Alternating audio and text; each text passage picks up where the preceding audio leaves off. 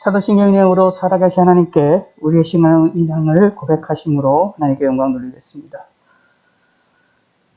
전능하사 천지를 만드신 하나님 아버지를 내가 믿사오며 그의 아들 우리 주 예수 그리스도를 믿사오니 이는 성령으로 잉태하사 동정녀 마리게 나시고 본디오 빌라도에게 고난을 받으사 십자가에 못 박혀 죽으시고 장사한 지 사흘 만에 죽은 자 가운데서 다시 살아나시며 한내 오르사 전능하신 하나님 우편에 앉아 계시다가 죄로서 산 자와 죽은 자를 심판하러 오시리라. 성령을 믿사오며 거룩한 공예와 성도가 서로 곁하는 것과 죄를 사해 주시는 것과 몸이 다시 사는 것과 영원히 사는 것을 믿사옵나이다. 아멘. 하나님 말씀 예레미야 3장 19절에서 25절입니다. 예레미야 3장 19절입니다.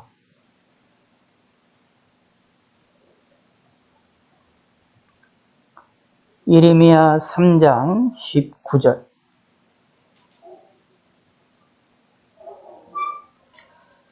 내가 말하기를 내가 어떻게 하든지 너를 자녀들 중에 두며 헌화한 나라들 중에 아름다운 기업인 이 귀한 땅을 내게 주리라 하였고, 내가 다시 말하기를 너희가 나를 나의 아버지라 하고 나를 떠나지 말 것이니라 하였노라.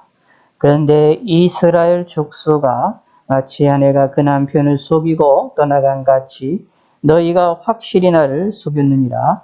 여호와의 말씀이니라. 소리가 헐벗은 산 위에서 들리니 곧 이스라엘 자손이 애곡하며 강구하는 것이라. 그들이 그들의 길을 굽게 하며 자기 하나님 여호와를 잊어버렸음이로다. 배역한 자식들아 돌아오라. 내가 너희의 배역함을 고치리라 하시니라. 보소서 우리가 주께 왔사오니 주는 우리 하나님 여호와이심이니이다. 작은 산들과 큰 산 위에서 떠드는 것은 참으로 헛된 일이라. 이스라엘의 구원은 진실로 우리 하나님 여호와께 있나이다.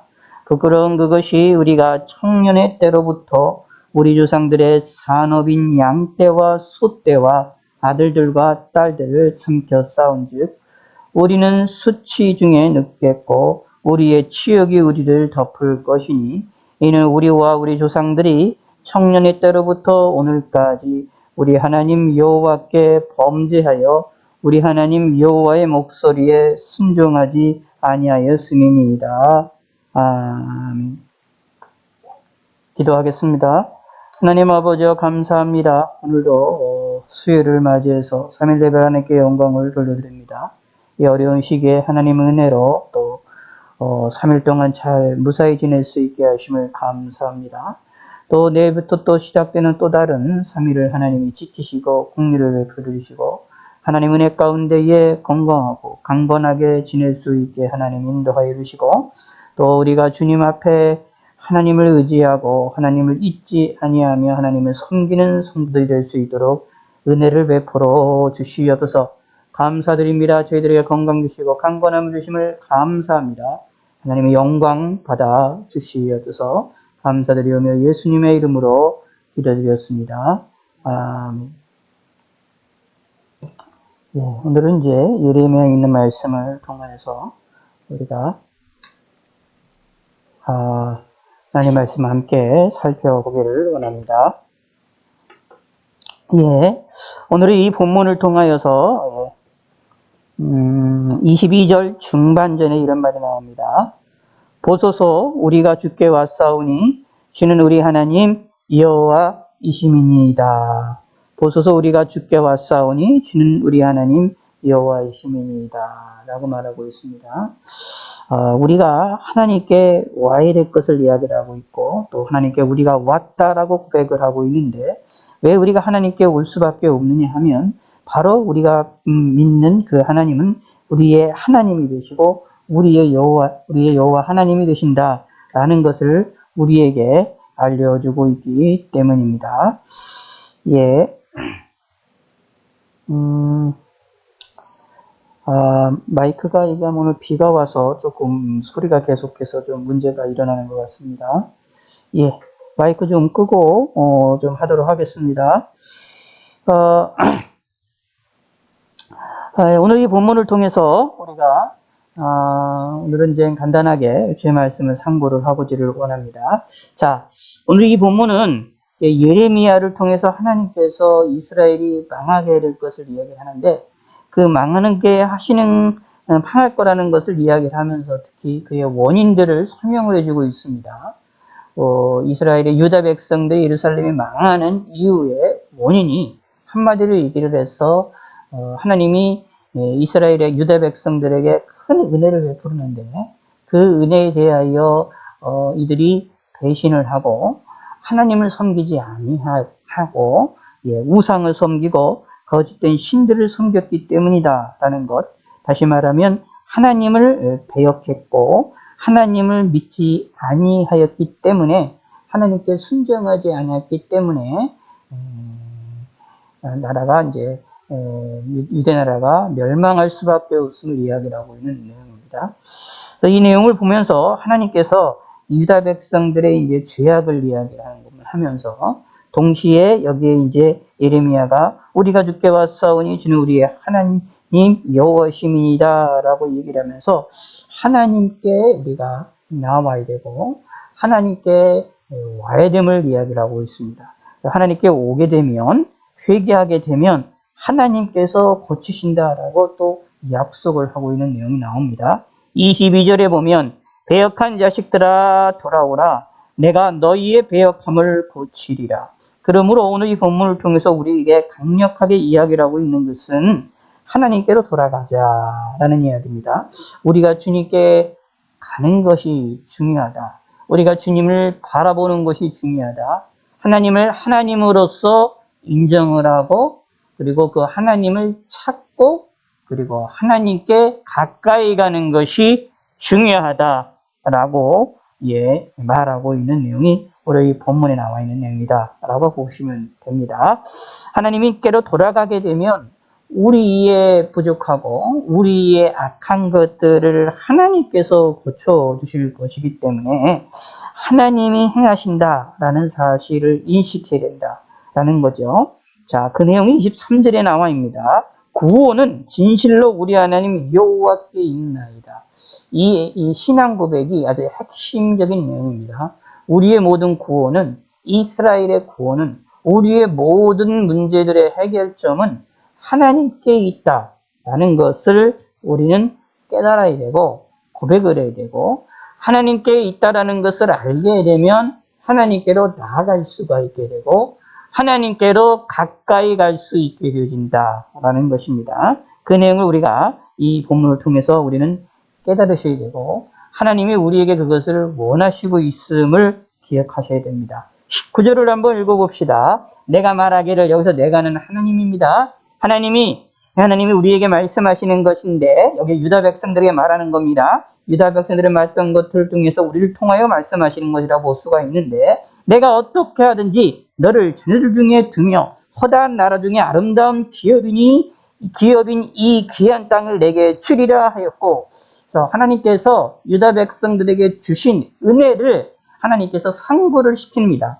상기를 시키십니다. 어떻게 하든지 다시 말하면 여기서 어떻게 하든지 이라는 이야기는 어떤 의미를 담아두고 있느냐 하면 유다 백성들이 하나님에 대하여 계속해서 배반한다 하더라도 하나님은 계속해서 유다 백성들을 하나님의 자녀로 두시기를 원하셨다라는 것을 여기에 강조를 하고 있는 내용입니다. 그러므로 하나님의 끝없는 사랑을 이야기를 하고 있어요. 하나님께서 끝까지 유다 백성들을 사랑하셨다. 그것처럼 사실 우리들도 이렇게 하나님 끝까지 사랑하신다라는 것도 기억을 하실 필요가 있습니다. 그런데 이렇게 큰 은혜를 주었고 이게 자녀들 중에 두며라는 이야기는 자녀로서 생각했다라는 이야기입니다. 다시 말하면 이렇게 생각하실 필요가 있는 겁니다.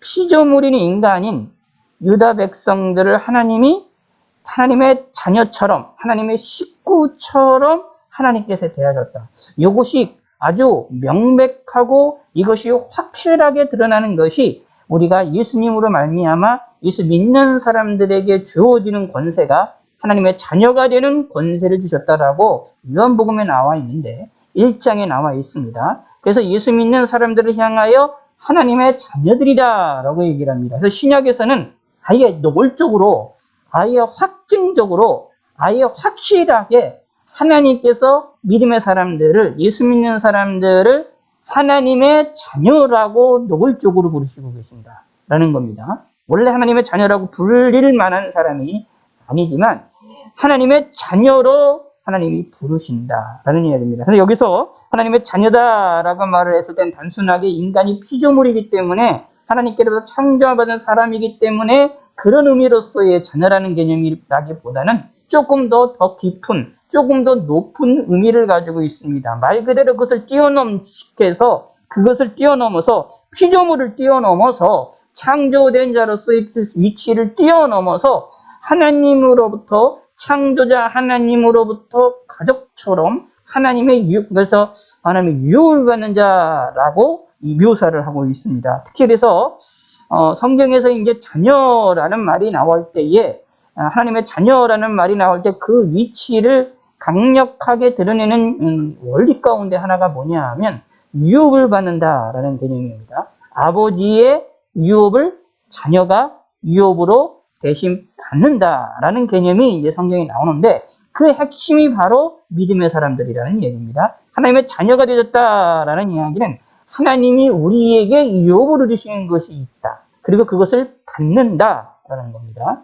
그것이 확실하게 구약 시대에는 그것이 외적으로 보이는 사건인데 그게 뭐냐 하면 땅이었습니다. 가나안 땅이었어요. 그것이 하나님의 자녀라고 불려지는 증거 가운데 하나였다라고 보시면 됩니다. 근데 가나안 구약 성경에서 나타나 있는 이 가나안 땅, 이 땅을 주신다라는 이 유업을 주신다라는 것은 하나의 무엇이냐면 예표적인 사건으로 히브리서에 의하면 이 땅을 통하여서 우리에게 주시는 더 큰 본향, 요한복음 12에서 11장에 나와 있는 우리 본향에 대한 얘기가 나오는데 그 본향을 하나님이 우리에게 주신다라고 이야기를 했어서 구약 성경에서의 이스라엘 유대 가나안 땅은 그 약속의 땅은 여기서 출애굽기에 보면 젖과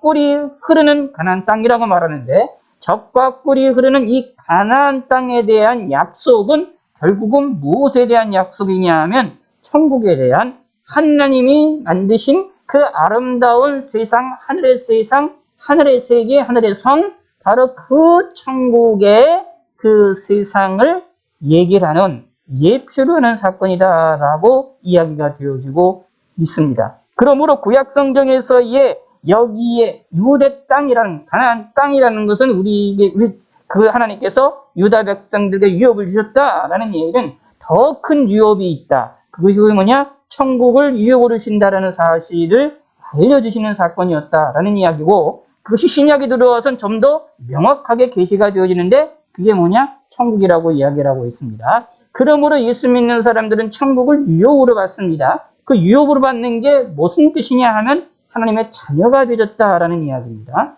그래서 하나님의 자녀가 된다라는 것이 성경에서는 아주 무지막지한 복으로 이야기를 합니다. 아주 큰 복으로 이야기를 합니다. 여기에서도 유다 백성들에 대하여 너를 자녀 중에 두며라고 말하고 있고 허다한 나라를 중에서 아름다운 기업 하나님이 주시는 기업으로서 유업으로서 이 귀한 땅을 내게 주리라 하였다. 이 가나안 땅을 주신다고 약속을 해주셨다라는 이야기가 되는 겁니다. 이것이 궁극적으로는 무엇을 이야기하느냐 하면은 천국을 이야기하는 것이다라고 보시면 됩니다. 그냥 단순하게 이 구약 시대에는 가나안 땅이었지만 이게 그냥 이 세상의 땅을 이야기를 하는 것이 아니라 신약을 통하여서 예수 믿는 사람, 예수 그리스도의 이름을 통하여서 예수님이라는 사건의 마지막 계시를 통하여서 확연하게 드러난 계시의 의미는 이 구약에서의 이 가나안 땅이 이 땅을 바라보는 것이 땅을 이야기하는 것이 아니라 저 천국에 대한 소망을 가리키기 위한 표지판과 같은 역할을 했다라는 것을 알려주고 있다라는 얘기입니다. 그것에 대한 것이 명확하게 나오는 것이 12서 11장 믿음장에서 이 아브라함이 가졌던 선진들이 가졌던 믿음 속에서 그것이 나옴을 우리가 분명히 알 수가 있게 되어집니다. 그러면서 하나님께서 이렇게 복을 주시면서 그래서 뭐라고 말하느냐, 내가 다시 말하기를 너희가 나를 나의 아버지라 하고 나를 떠나지 말 것이니라 하였다라고 얘기했다라고 말하고 있습니다. 하나님께서 유다 백성들에게 원하는 것은 하나님을 아버지로서 가족처럼 하나님을 정말로 하나님으로 섬겨야 된다. 하나님을 아버지라 부를 수 있을 정도의 창조자 하나님을 아버지라 부를 수 있는 놀라운 축복까지도 주시면서 그들이 하나님을 창조자 하나님을 유일하신 하나님을 섬기도록 명령을 하셨는데 이들은 그렇게 일을 행하지 아니하였다라는 이야기입니다. 성경에서 원리 가운데 몇 가지가 있는데 그 중에 하나가 뭐냐면 하나님이 우리에게 먼저 찾아오신다 그런 원리가 있고 또 하나 뭐냐면 하나님이 우리에게 찾아오셔서 우리에게 먼저 복을 먼저 주십니다. 그리고 복을 먼저 주시고 그리고 명령을 하셔요. 자, 이것이 성경에서 창세기에서 또 요한계시록까지 남아있는 아주 하나님이 우리 인간을 대하시는 그 패턴 가운데 중요한 하나의 흐름이라고 보시면 됩니다. 잘 생각을 해보세요. 아담과 하와를 창조하셨죠. 아담과 하와를 창조하셨을 때 창조하시기 때 다만 내용을 잘 창세기를 보면 모든 만물이 누굴 중심에서 움직이느냐 하면 아담과 하와를 중심에서 창조함을 받은 것으로 이야기가 되어집니다. 그리고 에덴 동산도 창설하시고 모든 것을 아담과 하와에게 축복을 주십니다. 복을 엄청나게 주십니다.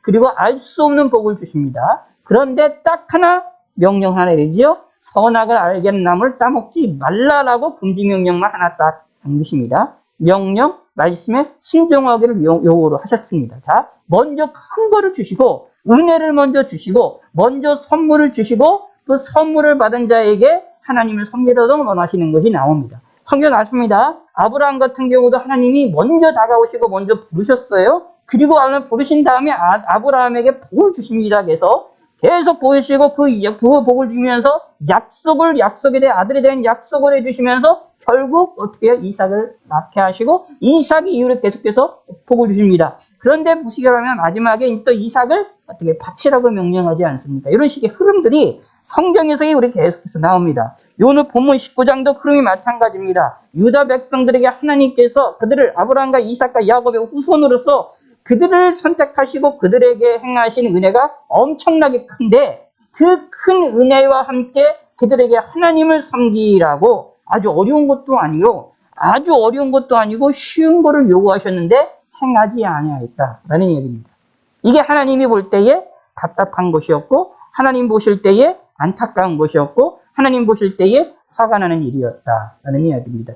그러므로 우리들에게 있어서도 마찬가지입니다. 우리가 구원받는 것도 예수님의 이름을 믿을 때에 구원받게 되어지는 것인데 그게 누구로 말미암아 이루어지는 거냐면 우리 힘으로 이루어지는 게 아니라 성령 하나님의 능력과 성령이 우리 가운데 오셔서 우리를 거듭나게 해서 거듭나게 하셔서 우리를 중생시켜서 하나님을 알게 하시고 예수님을 알게 하고 예수님 믿게 하도록 해서 우리가 하나님의 자녀가 되고 우리가 의롭다함을 받아서 하나님께로부터 큰 축복을 받게 되어서 하나님의 유혹을 받도록 하게 하셨다는 얘기입니다. 먼저 우리에게 다가오셔서 우리에게 복을 주시면서 우리에게 요구를 하시고 계신 것이 있다. 뭐냐? 하나님을 섬기자.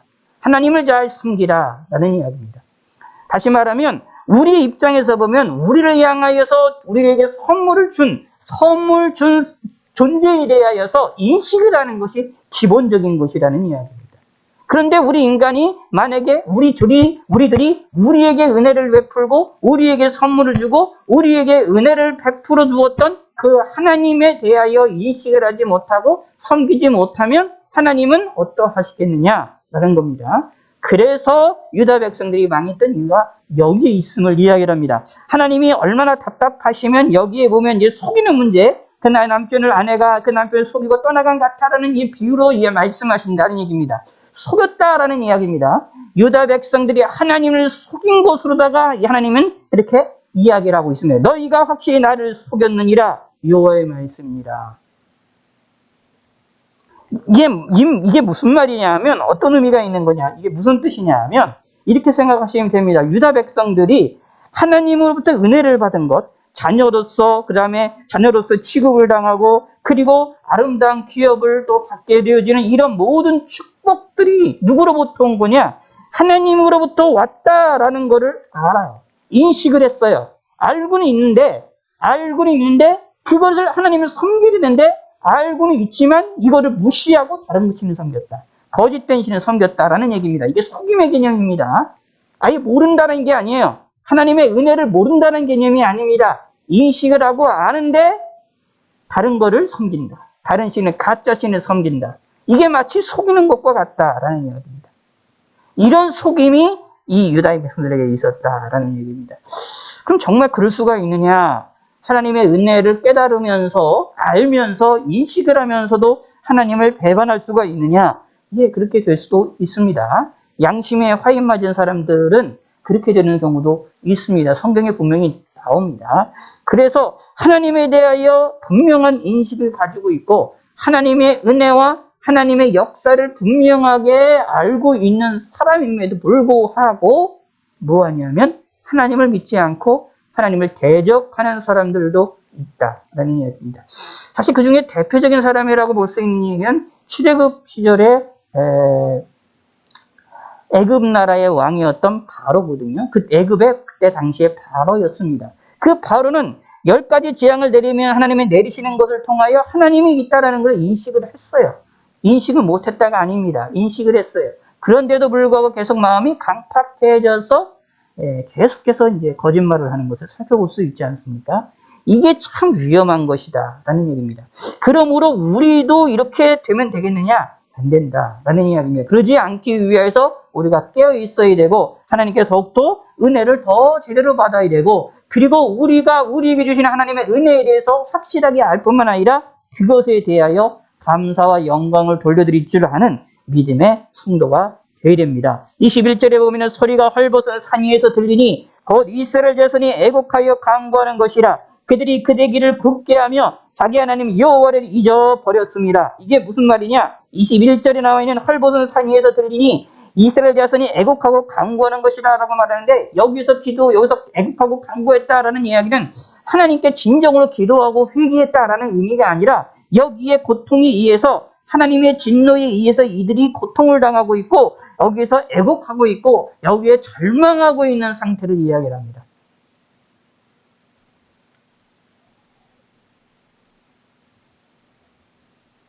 그렇기 때문에 왜 그러냐면 그걸 왜 그런 의미라고 알 수 있느냐면 뒤에 말합니다. 왜 이들이 애곡하고 간구하고 산 위에서 들리는 소리들이 일어나느냐? 이게 뭐냐면 안 좋은 개념인데 이게 왜 그러냐면 그들이 길을 굽게 만들어서 하나님 여호와를 잊어버렸기 때문이다 라는 얘기입니다. 하나님 여호와를 잊어버렸으니 하나님께서 진노를 받아서 그것 때문에 고통을 당하고 있다 라는 이야기입니다.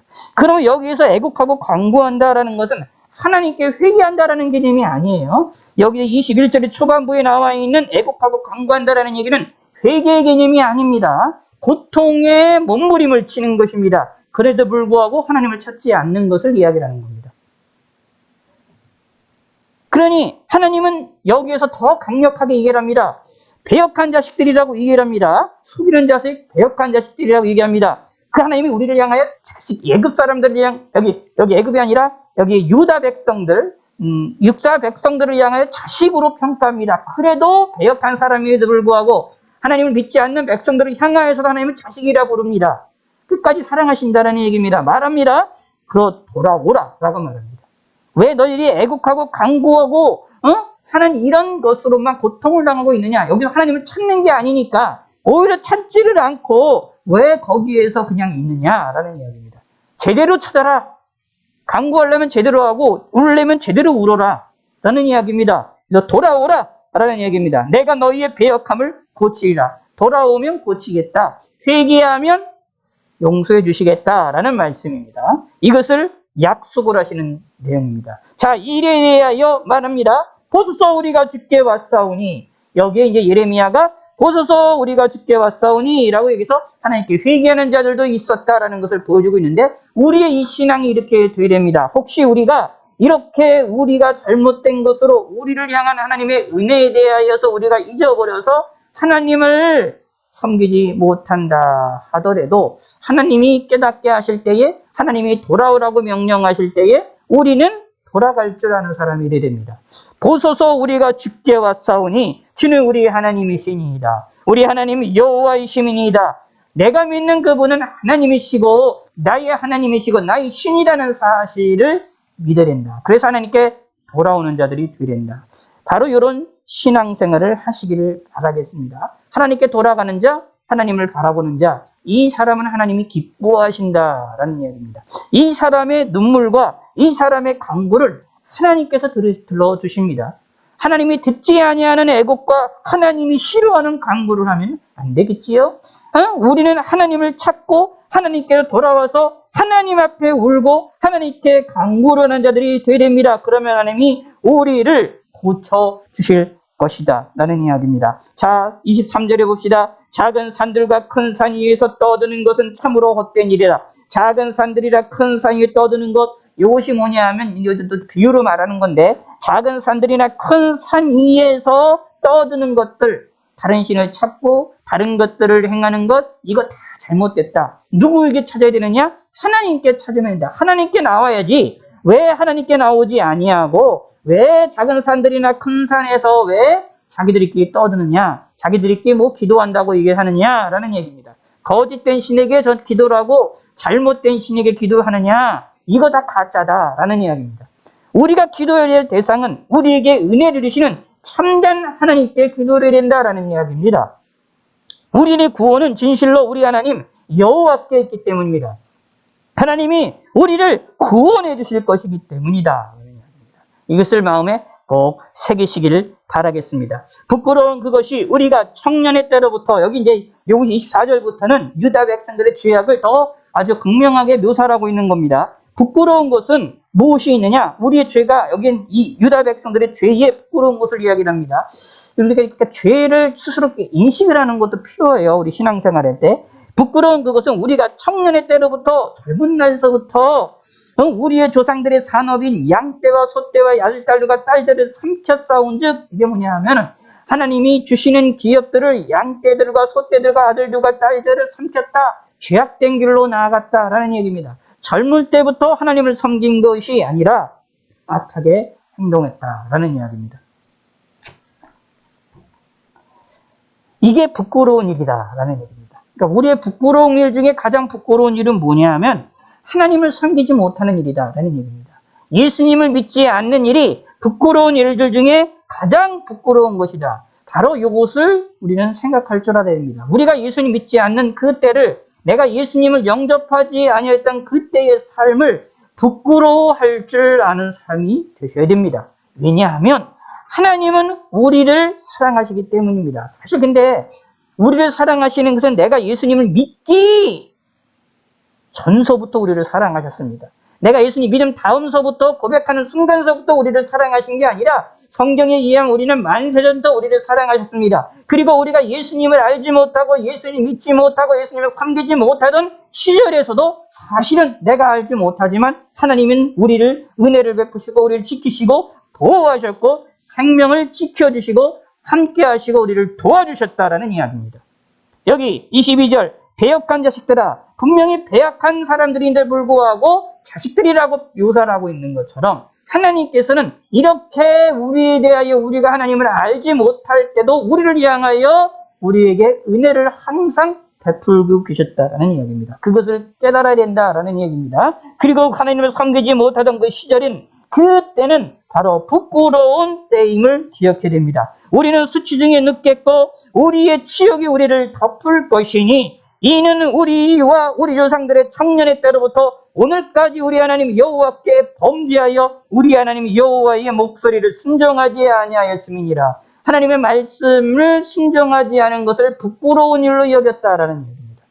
그러므로 우리가 하나님을 알지 못하고 하나님을 섬기지 못하는 것을 수치 중에 수치스러운 것으로, 그리고 치욕 중에 치욕으로 우리는 깨달아야 됩니다. 왜냐하면 주인을 알아보지 못하는 종은 사실 이상한 거 아닙니까? 근데 우리를 향하여 하나님께서는 종으로 보시는 것이 아니라 자녀로서 우리를 대하시고 계셨습니다. 그런데 우리가 그분을 알지 못한다면 우리는 어떠하겠느냐?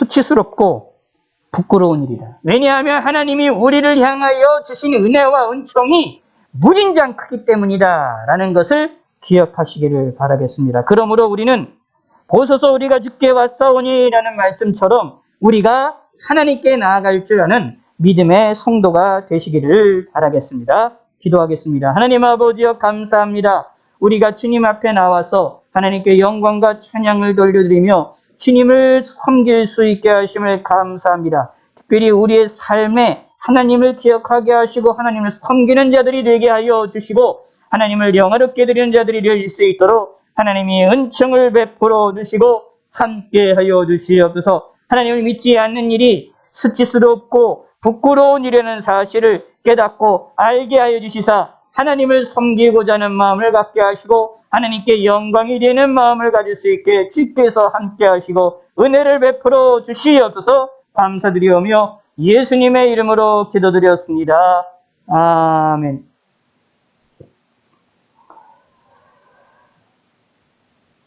주기도문으로 예배 마치겠습니다.